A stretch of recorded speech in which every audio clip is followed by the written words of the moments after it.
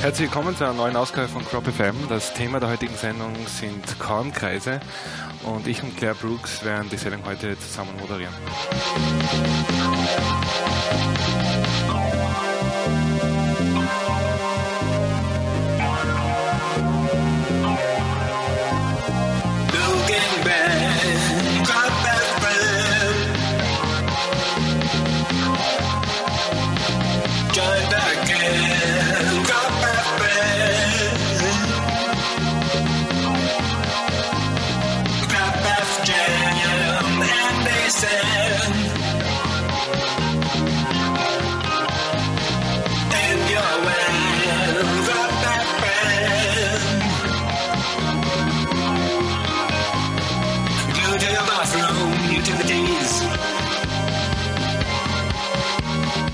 Und immer gibt es natürlich einen Cropcom, der Live-Chat, dessen sich Zuhörer dieser Sendung live am Gespräch beteiligen können. Erreichbar wird über die Website von Crop FM, cropfm.nur.at, kein www davor, und dann einfach auf Cropcom klicken. Wir sehen den Chat hier im Studio ein und freuen uns über Anregungen, Kommentare und Fragen.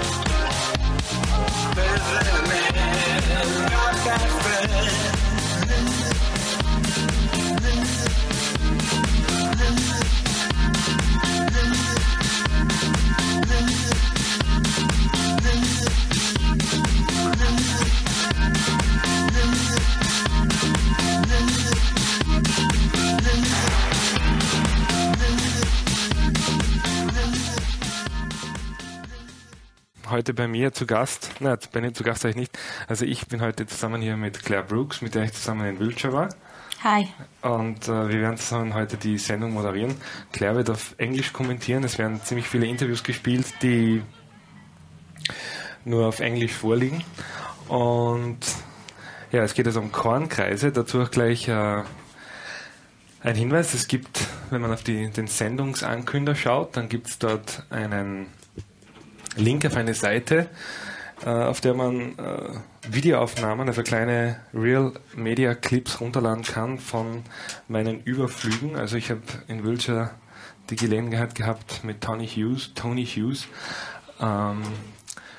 über das Kornkreisland zu fliegen, in der Umgebung seines kleinen Flughafens für Ultraleichtflugzeuge. Ja, waren ungefähr so 18 Kornkreise, über 8 sind wir drüber geflogen und ich habe die Dinger gefilmt, schauen absolut großartig aus der Luft und man kann sich das also anschauen. Naja, und wir werden jetzt gleich mitten reinsteigen, und zwar, ich habe im Crop Circle Café in Wiltshire ich habe dort mehrere Kornkreisbegeisterte getroffen, unter anderem einen Schweizer, und der Herr hat mir also über seine Erfahrungen und über seine Erlebnisse, die er mit den Kornkreisen gemacht hat, berichtet, warum er sich dafür interessiert etc. Ich habe dort also sehr viele Leute getroffen und durchwegs sehr interessante Interviews erstellt oder gemacht. Ich werde heute 3 davon spielen, und das erste eben ein Herr aus der Schweiz im Crop Circle Café in Wiltshire. How often have you been in Wiltshire already? We're coming for the last 8-9 years, I think. Yeah. Every year? Every year, yeah. And where do you come from? We come from Holland. Oh, and what is the most fascinating part of the whole phenomenon for you? For me, it's the shapes, the forms, to look at them. Yeah. For the last 2 years, I've been flying and taking pictures from the air. I like very much. Oh, good. I try to do that too. I hope I don't throw up. No, you should be fine. Yeah. What are the most interesting formations of this year? This year, well, I like this one, the one I have on my T-shirt. It's quite near here, beside the A4, at a place called Avebury Truslow. Okay. And that's very nice. Tja, das ist offenbar kein Schweizer. Tut mir leid, ich muss mich da vertan haben. Und daher werde ich jetzt den Herrn suchen. Ich glaube, das war das erste Interview wahrscheinlich. Also Sie kommen aus der Schweiz? Ja, und hier ist er schon. Also jetzt dann wirklich der Schweizer im Crop Circle Café in Wiltshire. Also Sie kommen aus der Schweiz und kommen Sie da jährlich her, oder? Sagen wir so, ich bin jetzt das zweite Jahr da und ich habe uns relativ gut informiert. Und hier trifft man halt dann so ziemlich alle interessanten Leute, die es so braucht, so ein bisschen Informationen zu bekommen. Waren Sie auch in Glastonbury gestern? Nein, also ehrlich gesagt, das geht mir manchmal zu weit, weil es gibt sehr viele Leute, die das als Religion aufbauen. Und das sind die Leute, die dann am tiefsten betrübt sind, wenn dann wirklich irgendwann auskommen würde, dass alle handgemacht sind. Weil die Tendenz ist, es gibt so 3 Lager. Es gibt die, man kann das sagen, mal diejenigen, die davon ausgehen, so wie die Atheisten, es ist alles handgemacht, es hat nichts dahinter. Dann gibt es die ganz Konservativen, die gehen davon aus, alles ist spirituell erschaffen. Ein Großteil ist sicher handgemacht. Und eigentlich die meisten sagen, dass die ein bisschen kritisch dahinter gehen. Glauben Sie, also wie viele glauben Sie sind handgemacht? Also zurzeit würde ich sagen, hier in England 80%, in Deutschland wahrscheinlich noch mehr. Und der Rest, also diese restlichen 20%, um die geht es jetzt also, die sind also Ihrer Meinung nach auf welche Weise entstanden? Das ist immer die klassische Frage und das ist eine Fangfrage. Man kann nur sagen, es ist auf einer noch nicht erklärbaren Basis entstanden. Auf welcher Basis? Keine Ahnung. Es gibt so viele Theorien wie Antworten darauf. Oder jede Antwort gibt wieder eine neue Frage mit sich. Es kann von Energielinien, von Kraftlinien, von verschiedenen Aspekten kommen, von Leylines. Es gibt natürlich auch dann die Einwirkungen wieder, sagen wir, vom Wetter, von wirklich paraphänomenalen Hintergründen. Man kann beinahe alles rein interpretieren, weil man es nicht weiß. Das ist vielleicht auch das Interessante im Ganzen, weil es keine Antworten darauf gibt. Es gibt nur Fragen. Aber es ist schon so, wenn man davon ausgeht, von den letzten vielleicht 3000 Kreisen, wenn da nur 20 nicht erklärbar sind, dann reicht das locker, dass man das Ganze als ein Phänomen betrachten darf. Was sind Ihrer Meinung nach in der Vergangenheit die interessantesten Exemplare gewesen? Von der Formation her. Also sicher, der mal vor 2 Jahren auf dem Milkhill oben war, der mit den ungefähr 600 Kreisen. Wir hatten letztes Jahr, oder sowas, genau. Wir hatten letztes Jahr das Glück gehabt, dass wir jemanden getroffen haben, einen Rechtsanwalt von London, der hat dort geschlafen und der hat seinen letzten Rundgang am Abend um 10 Uhr gemacht und am Morgen um 6 war er wieder, also er hat dort geschlafen, um 6 war er da. Und es hat die ganze Nacht durchgeregnet und er ist um 6 aufgestanden, weil es eigentlich für ihn zu nass und zu unangenehm war. Und das ist sicher mal ein sehr interessanter Aspekt für mich. Ich habe auch mit einem Piloten gesprochen hier, der selber sehr kritisch war immer. Und der hat selber mal einmal das Erlebnis gehabt, dass ein Kreis tagsüber innerhalb 15 Minuten plötzlich da war. Das war vor Stonehenge, glaube ich, oder? 97? Da müsste ich nochmal fragen, ich habe das genau nicht, ich könnte ihn jederzeit nachfragen. Das war, glaube ich, diese Julia-Menge. Also da gibt es eben so einen Piloten, der vor Stonehenge... Nein, das war nicht der. Nein, das ist der Tony Hughes, hier vorne vom Microlight Wiltshire Centre. Der hat das vor ein paar Jahren erlebt, der ist um 6 Uhr durchgeflogen, um 5:45 war er da. Und so in einer Größe, dass es für ihn nicht erklärbar war, in 15 Minuten das in der Größe zu herstellen. Ja, und von diesem Anwalt habe ich auch gehört, der ist also in der Früh dann aufgestanden und da war also die bis jetzt größte Formation auf Milk Hill, 409 Kreise da und er hat nichts gehört oder gesehen in der Nacht. Ich habe ihn letztes Jahr wirklich kennengelernt, habe dann die Adresse auch weitergegeben den interessierten Leuten, die davon sind. Ich habe die Adresse auch da, du kannst mich jederzeit anrufen, ich kann dir das persönlich bestätigen. Das ist kein Problem. Ja, das wäre vielleicht interessant auch, ja? Also, ja. Das ist ein Herr Hunt von London, Rechtsanwalt, meiner Meinung nach ein sehr Mensch, dem man trauen kann. Ich würde sagen, ja, anrufen. Ja, das wäre vielleicht interessant, ja. Und heuer geht es ja auch munter weiter. Welche Formationen waren für Sie heuer am interessantesten? Also sicher die bis jetzt halt. Ja, bis jetzt ist sicher die in der Nähe von Marlborough bei der Parkfarm.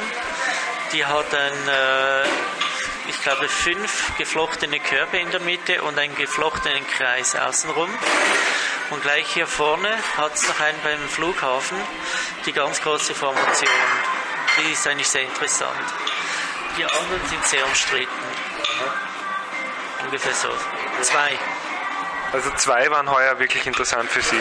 Genau. Und von den anderen glauben Sie, dass sie Schwindel sind oder beziehungsweise dass sie halt auf erklärliche Weise entstanden sind? Oder? Ich will es mal so sagen, es gibt ja keine Fälschung, es gibt nur Originale.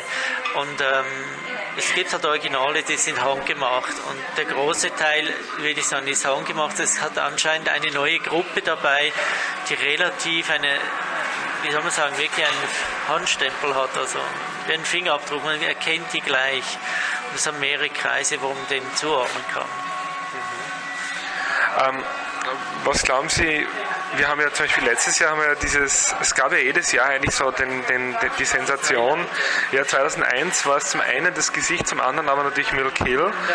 Voriges Jahr kann man sagen, war es dieses fotorealistische Gesicht, aber auch, es waren auch ein paar andere Formationen vor Stonehenge.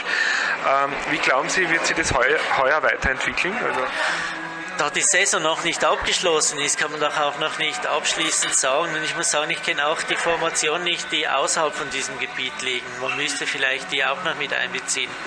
Aber dieses Jahr sicher der bei Marlborough. Ja. Dieses Jahr würde ich sicher sagen, derjenige bei Marlborough mit dem geflochtenen Ring. Aha, dann werde ich dann heute hinschauen, glaube ich. Das würde sich sicher lohnen. Es hat leider vom schlechten Wetter jetzt schon mitgenommen. Wir waren ganz am Anfang dort und da muss ich sagen, der ist sehr, sehr gut. Glauben Sie, dass diese fotorealistischen Grafiken sich auch noch weiterentwickeln werden, so wie wir sie voriges Jahr eben gesehen haben mit diesem Alien, den Sie da ins Korn gezeichnet haben? Ja, ich hoffe es natürlich, weil die sind eine Dreidimensionalität, die man ja nur aus der Luft überhaupt erfassen kann. Und von dem her gesehen, wenn man darüber fliegt, ist das etwas das Höchste, was man bauen kann. Also ob diese dann wirklich auch nicht handgemacht sind, das weiß ich nicht. Aber wenn man das machen müsste, dann sind das wirklich Künstler. Ja. Und zwar in Reinkultur. Also denen gehört dann auch so Chapeau, Hut ab. Ja. Jetzt nur noch, man vermutet ja zum Beispiel, dass hinter denen, die diese fotorealistischen Gesichter jetzt ins Korn zeichnen und die eher geometrischen Figuren, dass das verschiedene Gruppen sind. Wie viele verschiedene Gruppen glauben Sie, gibt es da? Ich würde sagen 3 bis 4. Und einige davon sind also eindeutig menschlich, aber andere sind unbekannter Herkunft, würden Sie das so sagen? Ja. Also wir gehen nach wie vor davon aus, dass es noch Unerklärliche dabei hat. Und die sind natürlich auch das Salz in der Suppe. Ganz klar. Wo glauben Sie, wird sich das dann jetzt hinentwickeln in den nächsten Jahren? Also zum Beispiel, also nachdem man zum Beispiel die fotorealistischen Geschichten kriegt und immer aufwendigere geometrische Figuren, was glauben Sie, gibt es noch eine Steigerung oder wohin geht es dann? Oder gibt es irgendwo einmal einen Punkt, wo der Sinn des Ganzen, also unter Anführungszeichen, klar wird? Oder geht es immer so weiter? Was glauben Sie? Wenn man das wüsste, müsste man nicht jedes Jahr herkommen. Von dem her gesehen ist ja auch das Interessante, weil man nie weiß, wo es hingeht. Dieses Jahr ist sicher das Pentagramm eine sehr wichtige Formation. Es kann sein, dass es nächstes Jahr ein 7-Stern zum Beispiel wird, weil 7 auch eine sehr interessante Zahl ist und die man in dieser Form dann sehr weiterentwickeln kann mit 7, 14, 21 und so weiter. Ich kann mir vorstellen, dass das kann auch mit dem Maya-Kalender zusammenhängen, wo dann die 14 kommt, wo auch wieder die 7 zweimal drin ist. Ich glaube, das wird dann mit den Anzahlen zusammenhängen, wo sich dann das weiterentwickelt. Aber die Formationen werden wahrscheinlich größer werden. Also ich glaube, das Potenzial ist längst noch nicht ausgeschöpft. Aber wo es hingeht, das ist eben das Interessante, das kann man nie voraussagen. Okay, recht herzlichen Dank. Gern geschehen. Ja, das war also ein Herr aus der Schweiz, interviewt im Crop Circle Café. Ja, angesprochen hat er den Tony Hughes. Das ist ein Herr, den ich jetzt dann im nächsten Teil nach der Pause noch, also den ich auch interviewt habe, mit dem ich auch diese Überflüge gemacht habe und der eben auch genau von diesem Kornkreis, der da in extrem kurzer Zeit, also solche Dinge, dass also Kornkreise in extrem kurzer Zeit entstehen und die Piloten da also wirklich auch ziemlich genau die Zeit wissen. Und spricht also, da geht es um 15 bis 45 Minuten, solche Dinge passieren also sehr oft. Zum Teil extrem komplexe Kornkreise. Was anderes, das angesprochen hat, war eben die Glastonbury Konferenz, Crop Circle Symposium, auf der ich auch war mit Claire. Und ich habe dann Claire, der Herr hat es ja schon angesprochen, teilweise war das natürlich etwas evangelisierend, diese Konferenz. Und ich habe dann Claire nach unserem Aufenthalt dort befragt. And yeah, so I'm going to play your interview first and then maybe you can comment it further. Okay. Also hier ist nun Clare Brooks, relativ frisch ihren Eindruck der Glastonbury Kornkreiskonferenz schildernd, nicht gerade schmeichelnd. Well, I went along to the crop circle conference, not really because I wanted to say about the crop circles and hopefully to find out a little bit more about them. But my experience when I got there was not what I had anticipated at all. When we arrived, I found the whole atmosphere was quite exclusive, and by that I mean it wasn't terribly inclusive. There was clearly a lot of people there who knew each other, who were regular attenders, who'd been going for several years. And that was all fine. But I didn't feel as though that was an atmosphere that really included me. But you know, that was okay. It was my first conference of that type, so that didn't kind of pale my understanding of the whole thing. But then the lecture started, and there were the two people who came up and did their introductions to the lectures, and they obviously had a rapport with the audience, and they obviously had a real feel of what the audience wanted and what they were anticipating, and they really built up the first guy who did his presentation. And it wasn't really my kind of thing. It was, you know, it was all about sacred geometry and that kind of stuff. And he was very interesting and very well thought through, and it's very well presented, and it was okay. And then, as the day went on, and the other presenters came up and did their talks about crop circles, I found myself becoming more and more alienated from the whole thing. There was for me it was a gradual thing, because it started off with the maths guy, and I was, you know, I'm not terribly into maths, and so I find that quite difficult. But then there was this woman who started talking about fairies and how aliens and UFOs were actually depictions of fairies, and that crop circles were good because they meant that people would go out into the field and would actually start re-engaging with the fairies that live there. And that kind of stretched my imagination somewhat.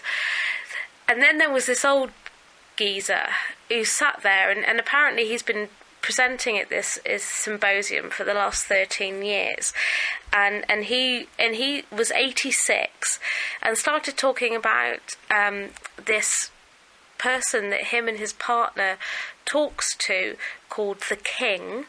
And this is somebody that they obviously go into some kind of meditation and talk to. And the King is in charge of people's karmas. And the King was telling them how that people who are into crop circles are quite obviously the elite. And it was at this point, I think it was at this point, I'd been getting angrier during the day, but I think it was exactly at that point that I really started to get mad.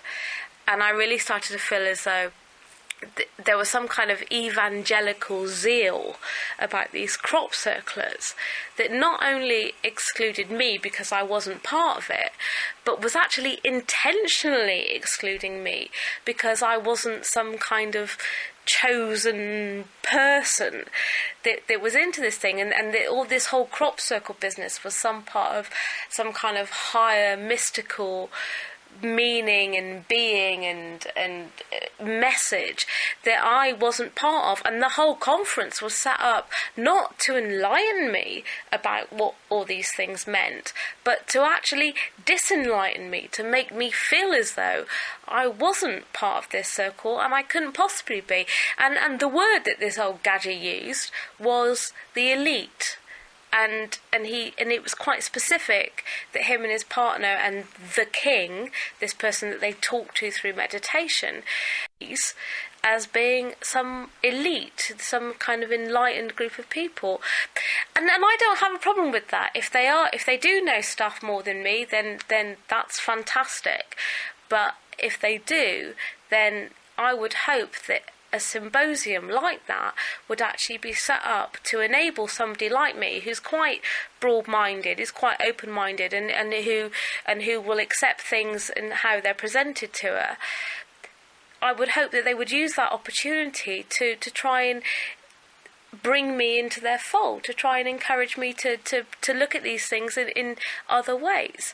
But actually what they did, in the way that they presented themselves and the way that they presented their symposium, was actually close down all those doors to me. And as you well know, after Linda Howe spoke, I only stayed to listen to Linda Howe because of who she is. And then after Linda Howe spoke, I didn't remain for the rest of the day. Because I felt so disgusted and alienated and appalled by the way that the whole thing was presented. I didn't want anything to do with it. And if these people believe themselves to be some part of an elite, then, and it's like any religious organisation, then I feel there are two choices for them. One is to actually open up to outsiders and to try and encourage people who are not part of this knowledge to come in and take part of it, or is to actually close ranks and to actually stop outsiders from coming in and being part of it. And from my experience of that symposium, what actually happened was that the doors were closed. And on Sunday, I started off as being quite an open-minded individual, and by the end of the day, I walked out feeling like I never wanted to see another crop circle again, and I certainly never wanted to hear another croppie talk about them again. So that was my experience. Thank you. So Claire, that old gadget, you didn't like him too much, I'm afraid.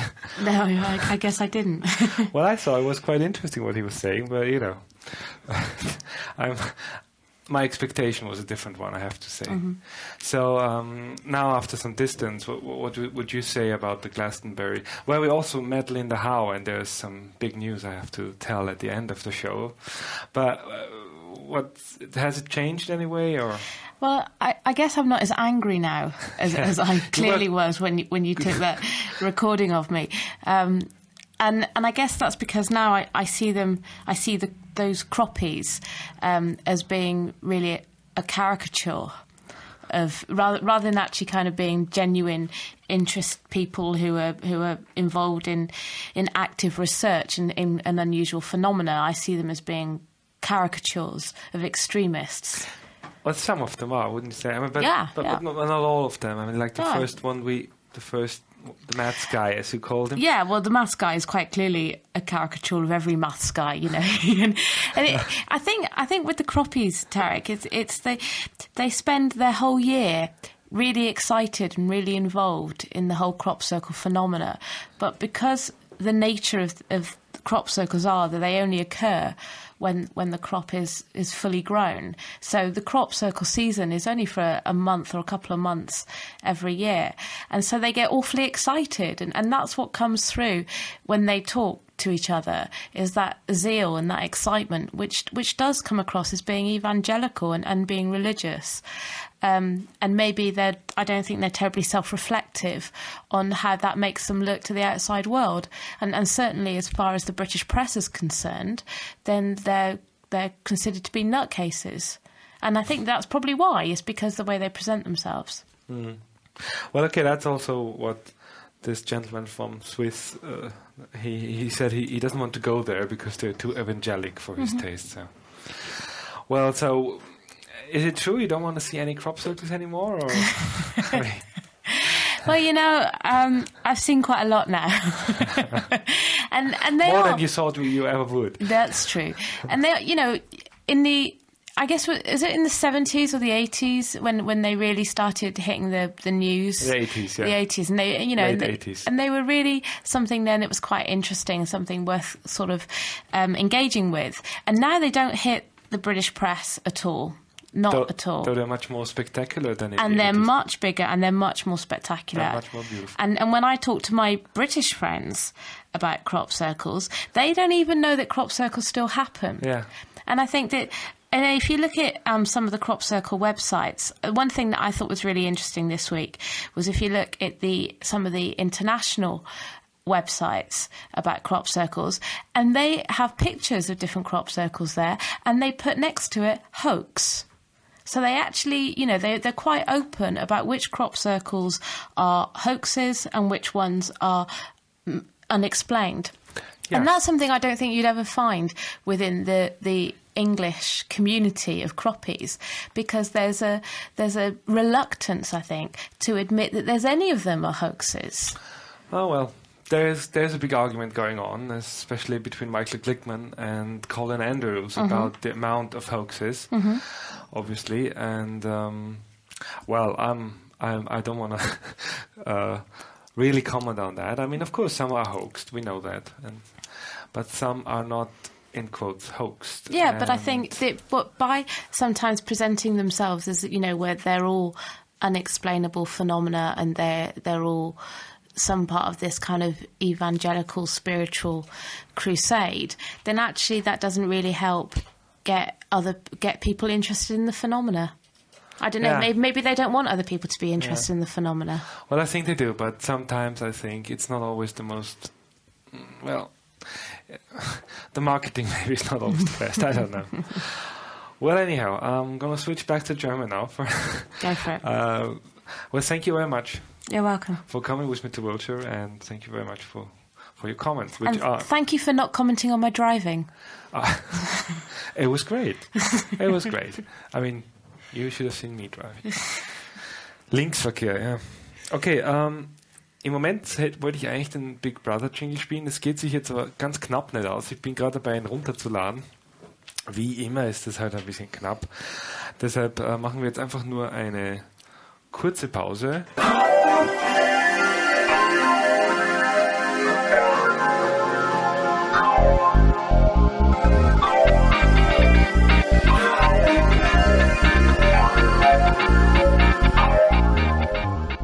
Ja, sind wir wieder bei Crop FM.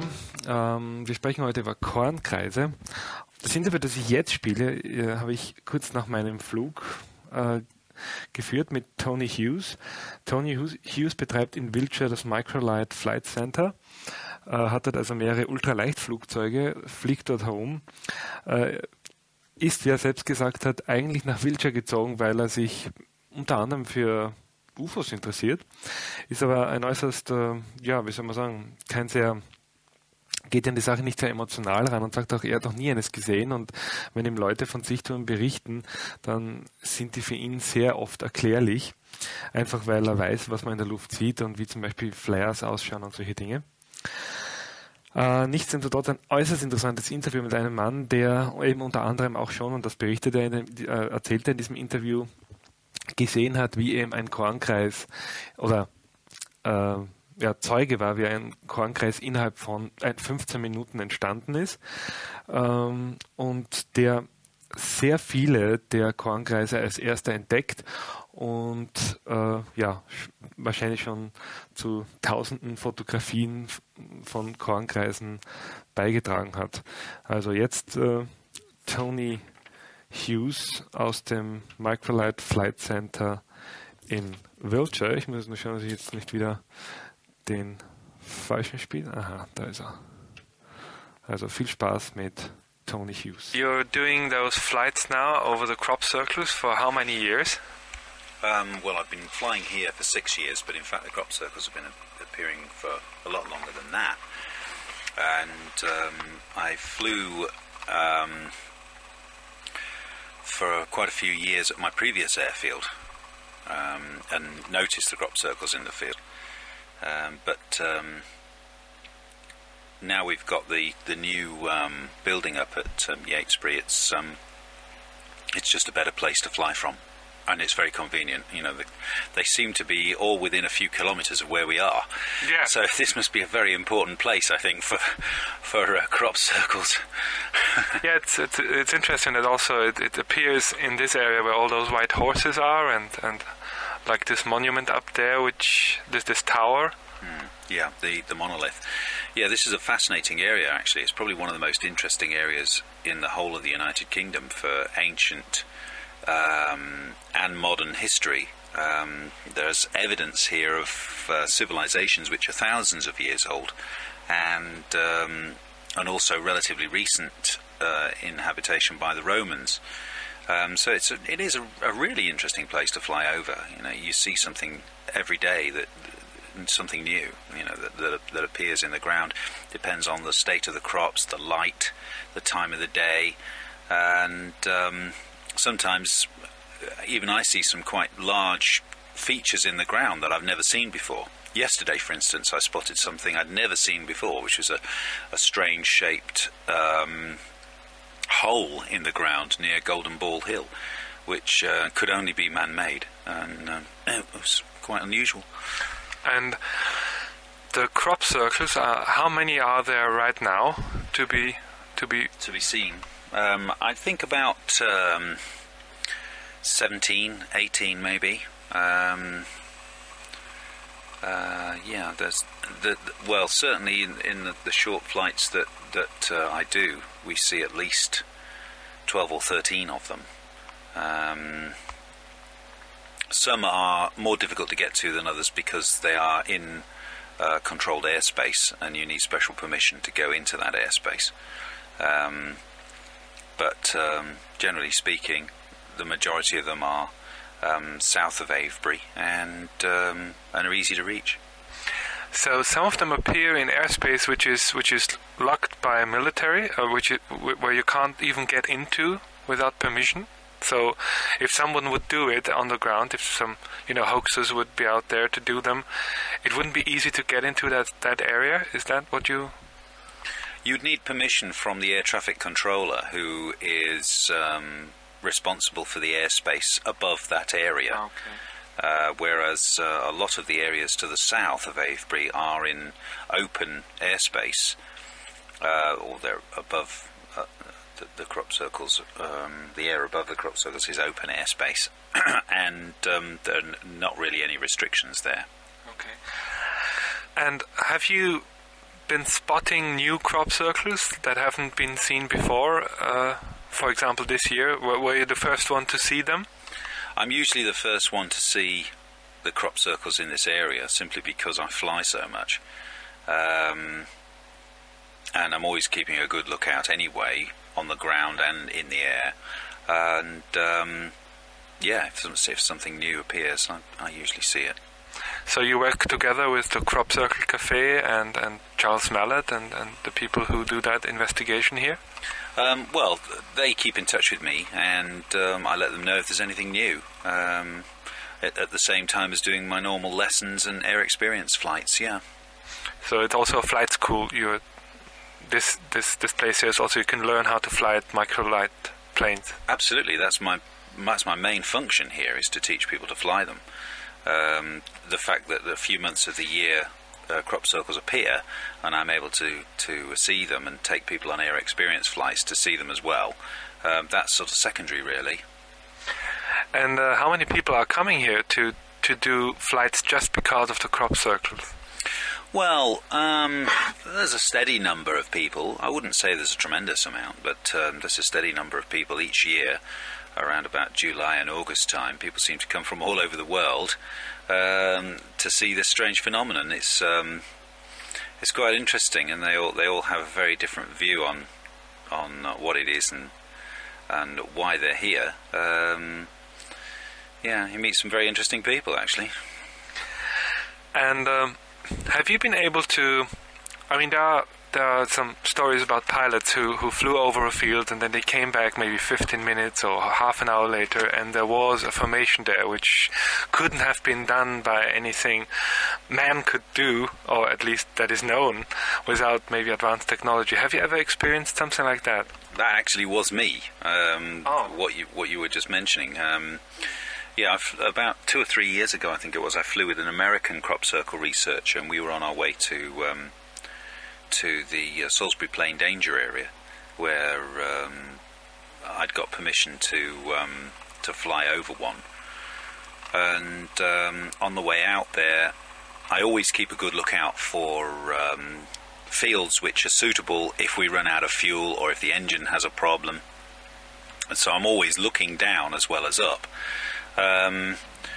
And on this trip, I know that on the way out, we passed by a field that didn't have a formation in it. We were no more than 15 minutes going into the danger area and coming back out again. In fact, I had to be very specific about what times I could enter and what times I could go out. So, and we were spot on the timing. So I know the exact time when we went in and the exact time when we went out. And on the way back, again, no more than 15 minutes from flying over this field originally, there was a formation in it. And the field was very difficult to access. There were no real roads. There was not really much of a farm track to go to it. No people. There were definitely no people there when we flew over it, unless they were hiding. I couldn't see any vehicles. And so that really got me thinking a little bit, to be honest, about what is going on. Yeah, it was a bit of a mystery, that one. 15 minutes and crop circle appeared, and that was during the day. So I don't know what did that. And how big was this formation? It was about probably 2 tram lines across. So I don't know how big the tram lines would be, but it perhaps 50 feet, something like that. 15 meters. Yeah, there it was. Yeah, quite interesting. So, and you also you told me that you witnessed some aerial phenomena, but those you witnessed were clearly flares. Yeah, I mean, there's a lot of reports of lights around here. I mean, there's no one around here that would like to have an encounter with a UFO more than me. But and I keep a good lookout, but I've never seen one. And but I have seen some lights in the sky which people might think are strange. But you've got to bear in mind that this whole area, just to the south of this whole area, is a military firing range. And they often send up parachute flares, which glow very, very brightly, sort of a bright golden yellow colour. They send them up in sort of batches of 4 and 5 and 6. But the one thing about them is they're always very obviously being parachute flares. They slowly descend, and eventually they fade out and go away. So any lights that I've seen, particularly to the south, which correspond with the Salisbury Plain danger area,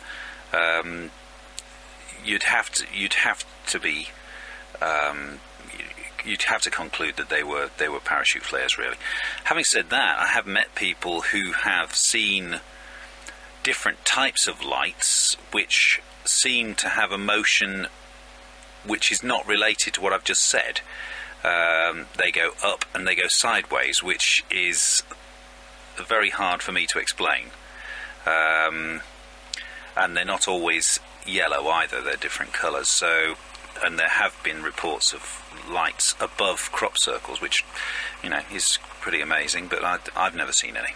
Yeah, and also there have been reports about helicopters and military personnel chasing those lights. Have you ever heard of anyone referring to that?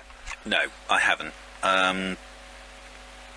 I tend to maintain a pretty good listening watch on the radio when I'm flying, and I haven't heard any reports from any military sources that they've been chasing these small balls of light, which seem to move in an erratic fashion and then disappear at enormous speed. That's what I've been told, but I have, as I say, I've never seen one, and I've not seen any military helicopters chasing them either. Okay, so what is your personal take on the whole phenomenon? Who do you think is responsible for those circles, or are there more than one groups, and have you any idea on how they could be made? Well, I don't think there's any doubt that some of them are man-made. I don't think there's any doubt of that, although I haven't seen anybody make one, but they tend to be made at night. There is a bit of a mystery about the crop circles which appear in a very short period of time. I've got no idea how long it would take a very experienced group of people to make one. But there's definitely at least two different types of crop circles around, simply because of the quality of the accuracy of the formation. Some of them are incredibly accurate and beautifully made, and others are rather tatty. So I find it pretty hard to believe that if these things are made by a higher intelligence, that the higher intelligence finds it difficult to measure. So I would go along with the idea that the ones that are if they are made by another intelligence, I would go along with the idea that the more accurate ones are. But having said that, you know, as I say, I've been flying around here for over 20 years, and I just simply have not seen a UFO. And I've looked, and I've really, really looked hard, because I would really like to have an encounter like that. But it's not happened yet. And but you also have never seen anyone making one of those designs. No, I've never seen anybody make one. I know that there are people that can make them, because a couple of years ago somebody came to the airfield and asked the farmer's permission.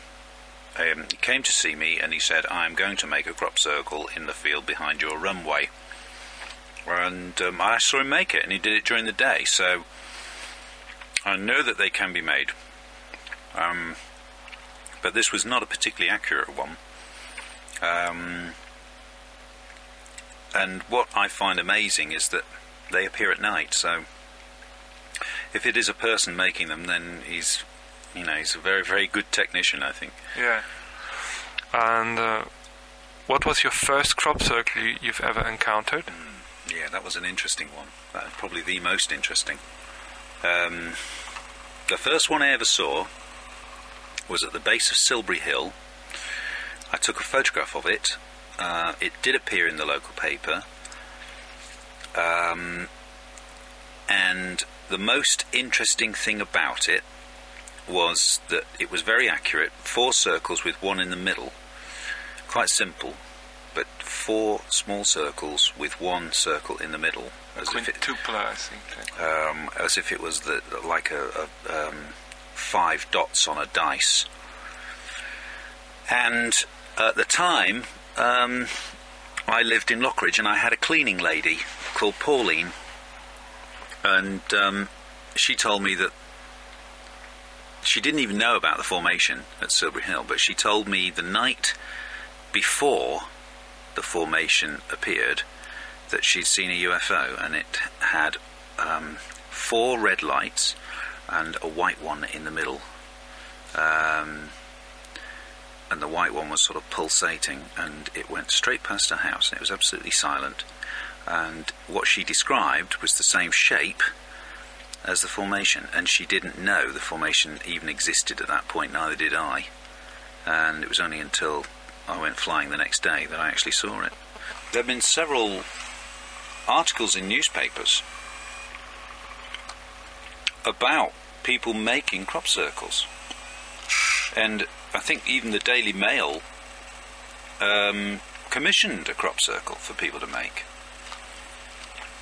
But still, knowing all this, people still come here, and they still come, and they still stand in a crop circle, and they still get strange feelings inside crop circles. Yeah. I know that from personal experience. So they know that they are dealing with something where there's a lot of hoaxing going on. Yeah. But having said that, they still stand in the middle of a crop circle, and something happens. And so I can't explain that. They can't explain it.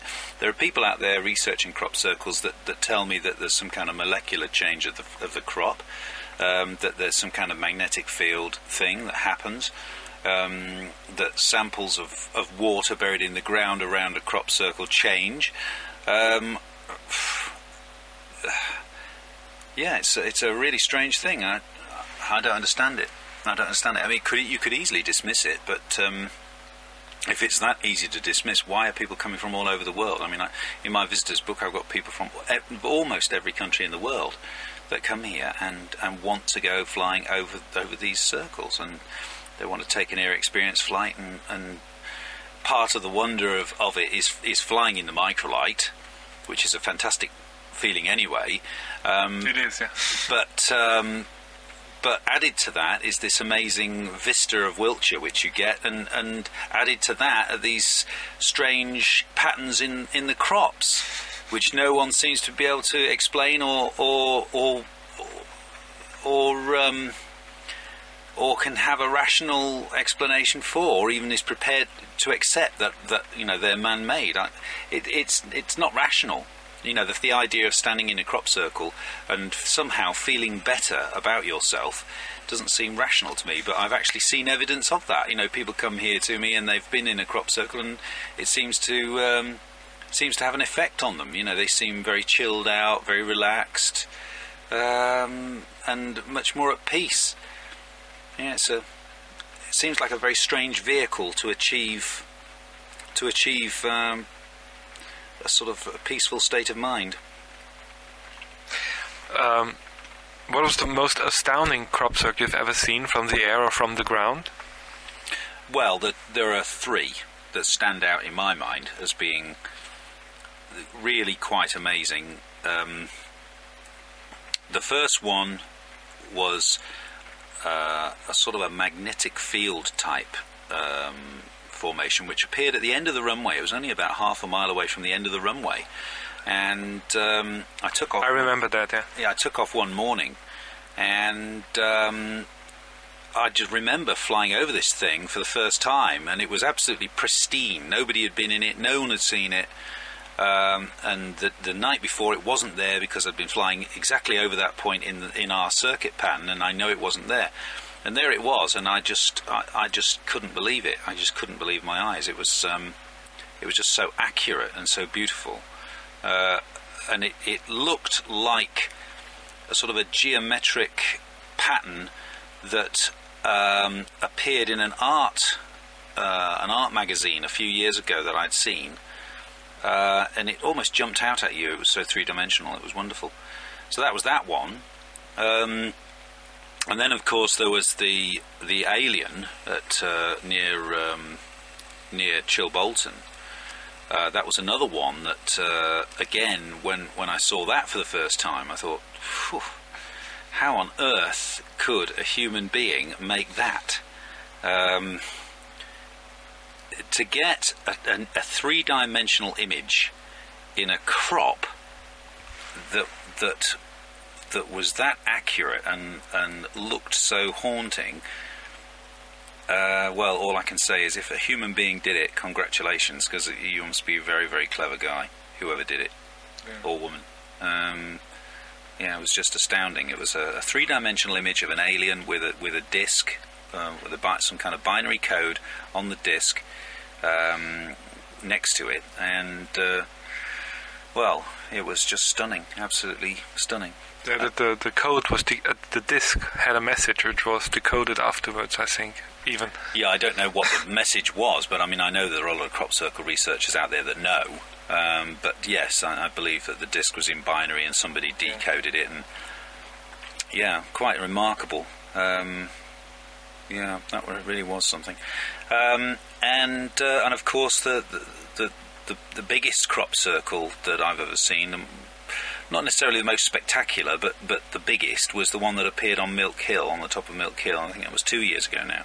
Yeah, 2001, I think. 2001, and again, the same thing happened. I went flying in the morning, wonderful sunny morning, lovely peaceful morning.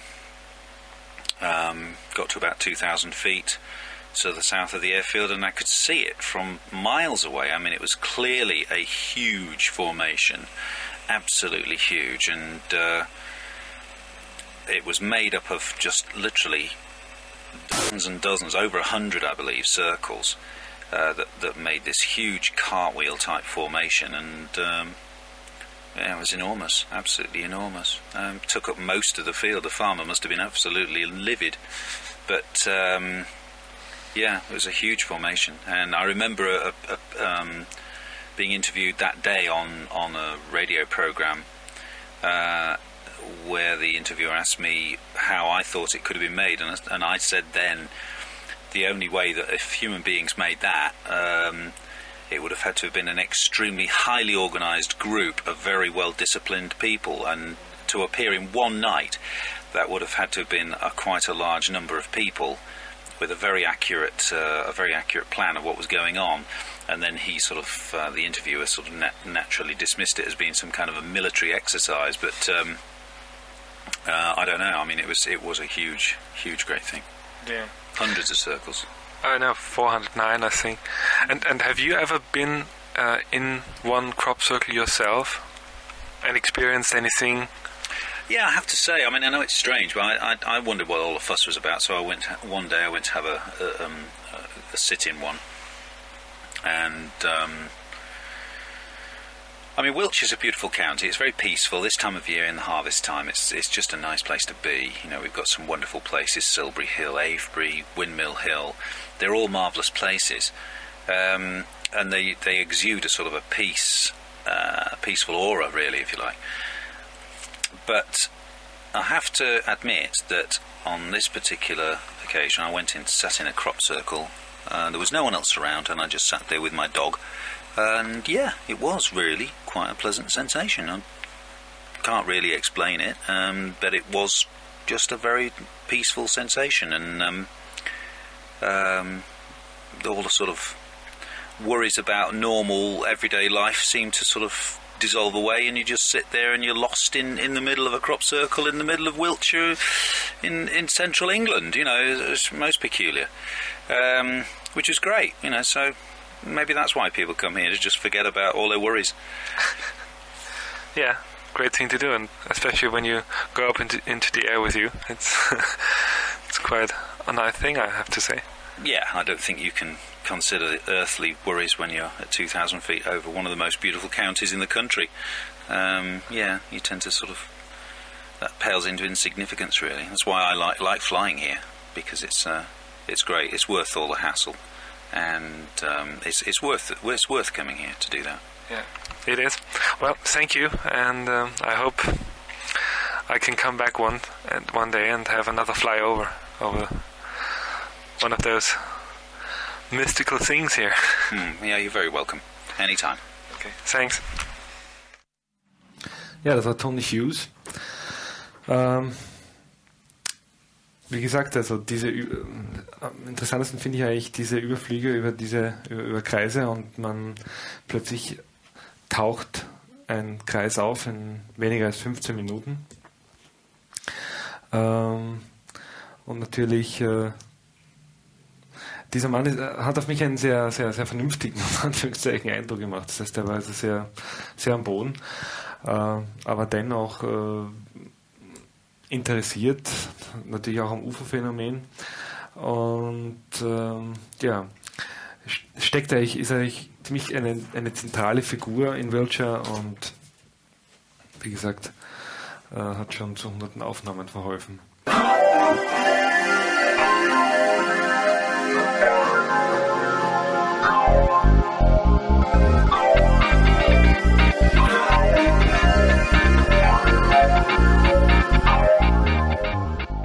Kurze Chatrunde. Hallo an Morsep.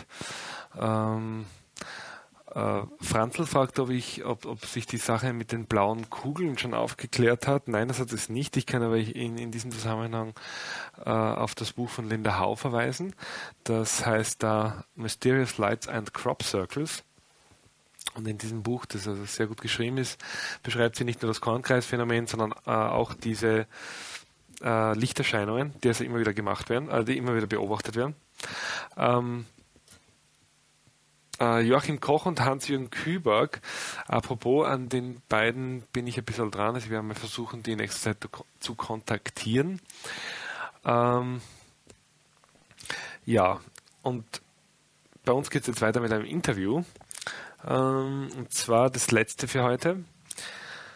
Das war auch vor dem Crop Circle Café ein Herr, und ich muss sagen, dieses Interview ist eigentlich das Interessanteste, das ich gemacht habe in Wiltshire. Und es hat, obwohl ich mich jetzt schon sehr lange mit dem Thema beschäftigt, für mich in diesem Interview einige neue Einblicke in das ganze Phänomen gegeben.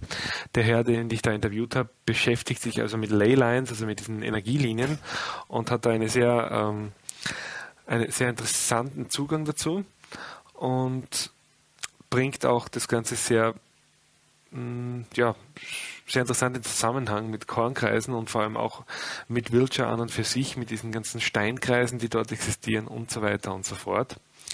Ja, jetzt also ein weiteres Interview aus dem Crop Circle Café in Wiltshire. Viel Spaß.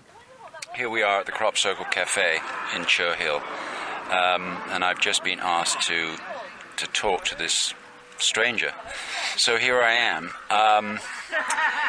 I stepped back from crop circles primarily because what I was reading in all the Earth's mysteries and all the crop circle information, of which there was a tremendous amount, is I wasn't really given any understanding as to the nature of Earth energy. So I think with the muddying of the waters, i.e., when it was abundantly clear that some of these formations were being made by teams, I stepped back for a moment because I couldn't clearly distinguish between those that were made by some higher unseen power and those that were made, for example, by Team Satan. So on a couple of occasions I could have sworn, because of my understanding of the Earth energy lines going through certain crop circles, through the very epicenters of these crop circles, I could have sworn that they were real, and they turned out to be man-made. So I kind of, got caught with my trousers down. Around that time, since there was so much confusion, and in the spiritual community of crop circle aficionados didn't want to talk to those people who were making them. Those people who were making them didn't want to talk at all because they might get sued by the farmers. So there was a sort of a Mexican standoff. What I did is I stepped back and I began to seriously question what the relationship was between crop circles and Earth energy in the landscape. What I call the Earth serpent lines, the Earth serpent energies. These are not straight lines, these are not ley lines. But what I was finding in all of the circles, whether made by man teams or made by the unseen higher powers, was that these Earth serpents that I've mapped throughout Wiltshire were always going through the very, very centers of these crop circles. Serpent lines go through? Yes, you see all these lines on my map? Yeah. Okay. These lines are forever moving lazily in the landscape. Okay? Now the ancients knew that they could fix those for all time if they placed in those serpents a standing stone, a crystal, a sword, a lance, a stone circle. Avebury, just down the road here, has got about, to my reckoning, about 25 made as they go through the Avebury circle, or the two circles. Okay, that's all they know. But with a little more fine-tuning dowsing, you can begin to understand the exact nature and importance of every single stone in that circle. Okay, I don't have a map here to show you because you just collared me on the road, so I'm winging it as well you are. It's a bit difficult on radio anyway, so... I'm sure. I've seen Blake, who is running the show down there today, and she may give you a very, very much clearer picture from her side, from a spiritual point of view, not from a hoaxed, man-made point of view. That's not her bailiwick, but she may give you a very good little voiceover on her perspective about the spiritual nature of crop circles. So that's worth a visit later on. If you're down in Devizes about 5 or 6 o'clock, that would be a good thing to put on your radio show. So, why are you interested in the phenomenon? Okay. Well, just wait until the Hells Angels go to the Red Lion in Avebury to have a few beers, and they're leaving now. Yeah. My interest, as I say, is if you begin to study crop circles, or if you begin to study Stonehenge, or what people call ley lines, or earth mysteries generally, you can't really study it without getting into the wider implications that the subject is really hiding. And these are things like sacred geometry, like astrology, mythology. All the ologies are contained within a small little subject like crop circles. Once you get in, your view then begins to ripple out and expand, and you have to then begin to look at wider and wider and wider ripples of what this phenomenon is really all about, and it's a great mystery. It's a great unsolved mystery. As I said, what I think the key to part of this riddle is the earth energy, which we don't fully understand. In fact, a lot of English people believe that there are these ley lines out there and energy moves in straight lines. And that is not my finding. I'm a dowser. I used to dig wells by hand in America. So I'm not looking for water now, though. But with dowsing, it's like a computer.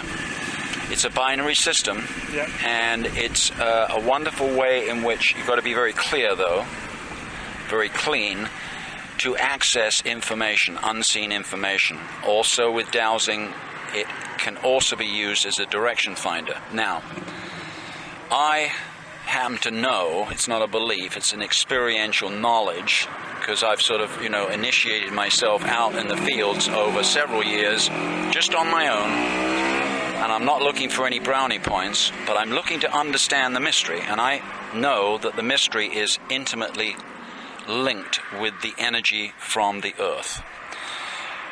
I've just come up for a couple of days to look at the crop circles before going off to Ireland for a month to look at sacred sites in Ireland. Mm-hmm.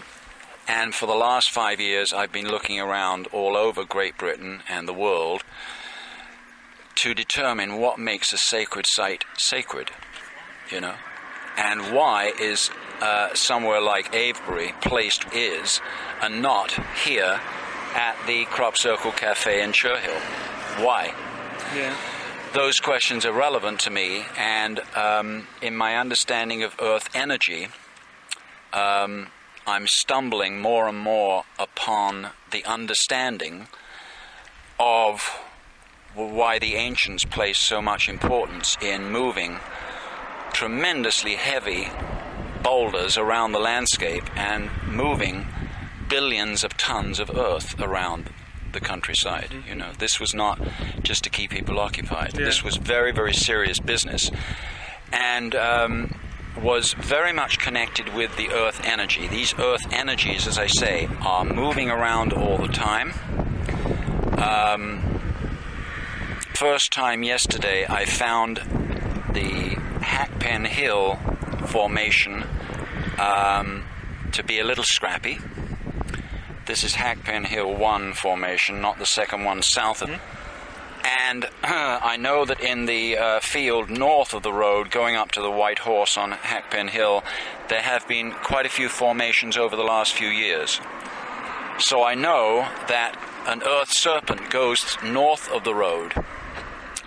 And I dowsed that particular formation at Hackpen Hill, and it was dead. I could not find any earth serpents moving through it, which is strange, because in all of the crop circles I've been to so far, and I have not known which are man-made and which are not. Mm-hmm.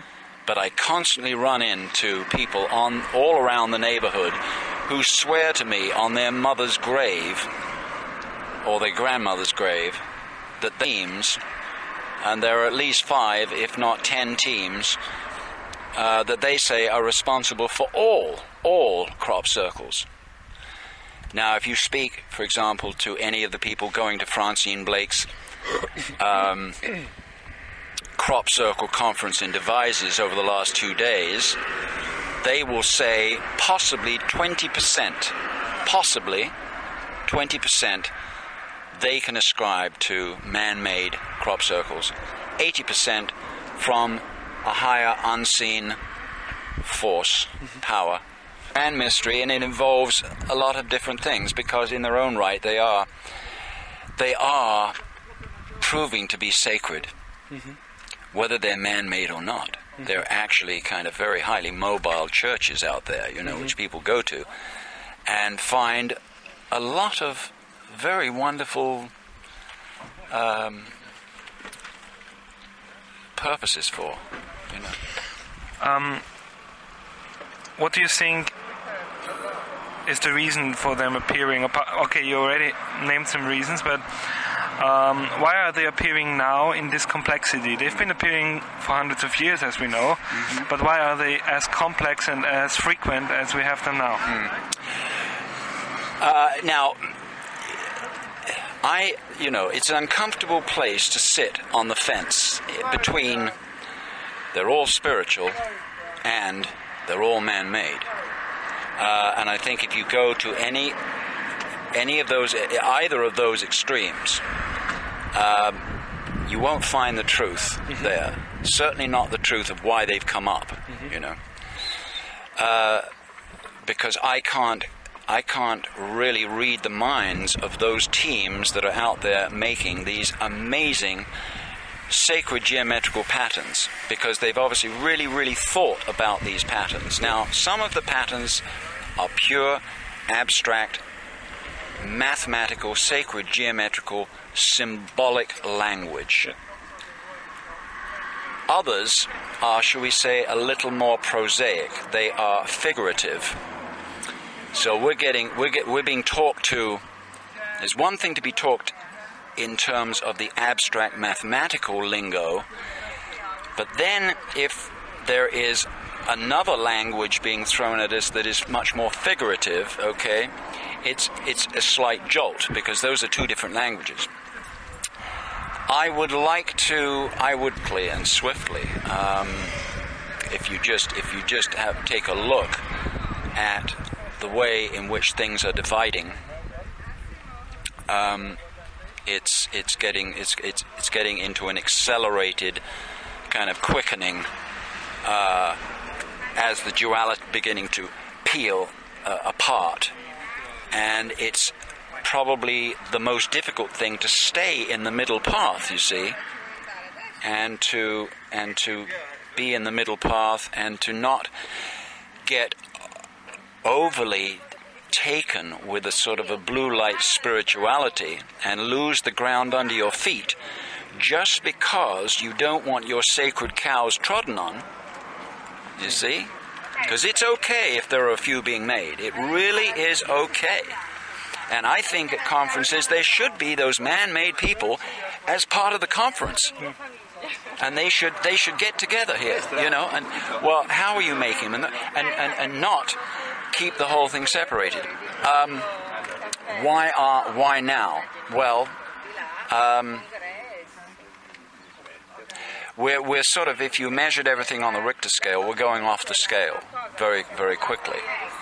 And I think the health of the planet is being severely tested in every direction. So I wouldn't be a bit surprised if... now the thing is, you see, you have to... Everybody is on their own recognizance. Everybody must determine themselves, not because somebody told them. Everybody must really determine whether ley lines are real, whether these crop circles are real or whether they're hoaxes. You know, everybody...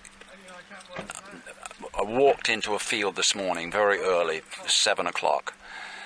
There was a young fellow there, and he said he had not walked into any crop circle yet that was hoaxed, because he said it was just a feeling, and he could just feel it, the peace, the bliss, the whatever. By the same token, you know, if you are a Coca-Cola drinker and somebody comes along like Pepsi-Cola and says, would you taste this blind? And you drink, you're a Coca-Cola drinker, and you drink, and they say, no, that's not Coke, look, it's Pepsi, okay? What I'm saying is that we have to be very, very careful about our spiritual feelings as well. We have to discriminate here. We can't keep the blinkers on. We have to take them off. We have to accept the dark and the light, you know. We can't throw the crop circle hoaxes into the evil, bad bin. Everybody has to be included. Okay, that's the meaning of the sacred hoop in the Native American understanding. And when Black Elk said, the hoop of the nation is broken, basically he meant it was broken, and there was now discrimination. And people were in, people were out. There was an elite faction, and there was a sort of a verboten faction. And I think, you know, that is very clear in some of the ways in which crop circles are being treated. I think it's contaminated now slightly, and I think people are almost taking political stances and becoming very, very judgmental. And this is all a test, you see. This is all a test, and we should allow, we should permit, and get the best out of it we can. Yeah. What do you think the phenomena how will it develop in the coming years? Right. Well, the crop circle hoaxes, the Team Satans of the world, you see, they don't seem to be getting bored. They like to be up in London, and they like to pore over their architectural, you know, crop circle, sacred geometrical maps, having a pint of beer or whatever, and a joint, and part of their glee is the rush of doing it at night, no lights, very little whispering. What if we're caught? Well, that's part of the rush. It's dangerous, it's exciting, and my drinking mates and us, we're going to see it on telly, or the spiritual community are just going to absolutely take this down the gullet without even blinking and think it was the Great White Brotherhood, you see. Only if you talk to them, they also have experienced a lot of very strange phenomenon during their little practice in the middle of the night at the hour of the wolf. You know, fogs have surrounded them, balls of light, strange things going on. Now, whether their lack of boredom will go on, and whether they will just continue dreaming up geometrical forms for the spiritual community to then believe are made by higher powers, and then write about them in glowing spiritual, you know, heaven and earth terms, you see, that's another thing that probably provides Team Satans with endless amounts of laughter and enjoyment. I don't think that the teams will stop, you see, and I don't think the spiritual people will stop coming. I think after 9/11, when travel became extremely dodgy from other parts, international-wise, and I think when foot and mouth struck England and nobody could walk on farmers' property, and then it became abundantly clear that there were hoaxes really getting in there, I think those three elements have contaminated a little. There's less tourists here. There's less crappies here, I think. But there's a fair amount, and they still have conferences, only the attendance is a little down. I think the involvement, though, with going into the fields, the landscape, the times of day, is incredibly beneficial and can only have a spiritual effect. Ultimately, purely by throwing it back inside every individual for themselves to really question the validity of this and the so what, and what is this language, and how do we interpret this, and all the rest of it. Only good can come of that, because it stirs up a wonderful spiritual base within every human being, woman, child, man, whatever the age, whatever the creed. If they actually take that step out to look at one of these, that's a wonderful thing. And in that respect, it doesn't matter who makes them.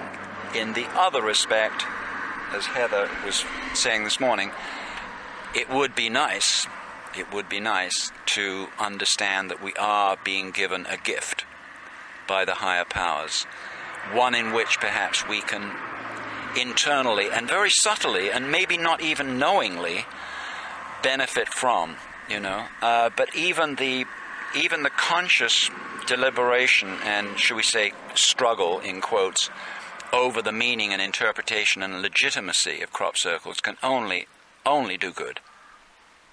End of story. Ja, wir sind auch fast schon am Ende der Sendung. Ja, bleibt nur noch zu sagen, danke für die Chat-Teilnehmer heute. Allerdings, natürlich konnten sie nicht wirklich so viele Fragen stellen, da ich heute leider nur, es waren, ich hoffe, ein paar interessante Interviews dabei. Die nächste Sendung Crop FM findet jedenfalls am 5. September statt und wird moderiert von Chris Haderer. Thema steht noch nicht fest. Und ja, wie schon angekündigt, die Überraschung zum Ende.